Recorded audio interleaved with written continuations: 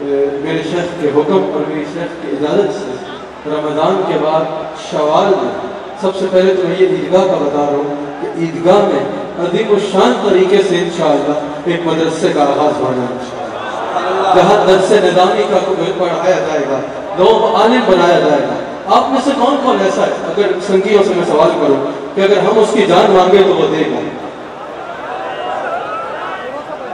اگر ہم کہیں کہ ہم آپ کی جان چاہیے ہمیں، کون کون ہے دے گا؟ اگر نہیں تو جھوٹ کیوں؟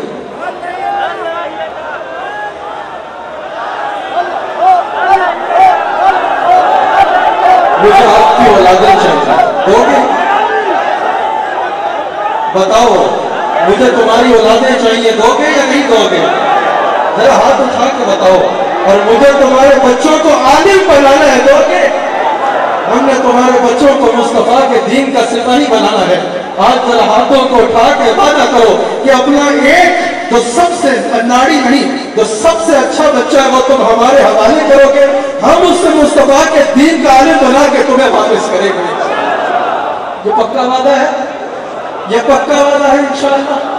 ابھی عیدگاہ میں جتنی گنجائش ہوگی انشاءاللہ یہاں آغاز ہوگا۔ قبلہ شاہ صاحب، آپ احباب سے، آپ سے میں یہ عرض کرتا ہوں کہ جس جگہ پر، جس گاؤں میں آپ ہمیں ارشاد فرمائیں گے دینی تعلیم کے لیے کوئی مدرسہ کچھ بھی ہوگا تو ہم آپ کے ساتھ حاضر ہیں، آپ کے ساتھ مل کے انشاءاللہ کام کریں گے۔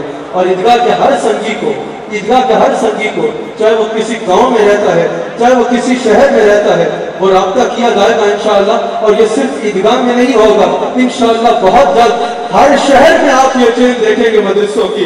ہر شہر میں ہم نے لوگوں کو پکڑ کے کہنا ہے کہ اپنے بچوں کو پائلٹ بنانا ہے، بناتے رہنا، ڈاکٹر بنانا ہے، بناتے رہنا، لیکن ان کو سب سے پہلے مصطفیٰ کے دین کا عالم بنانا ہے۔ ہاتھوں کو اٹھا کے بولے انشاءاللہ ہم اس کام میں، کون کون ہے جو اس کام میں ہمارے ساتھ چلے گا انشاءاللہ۔ اللہ آپ کو جزا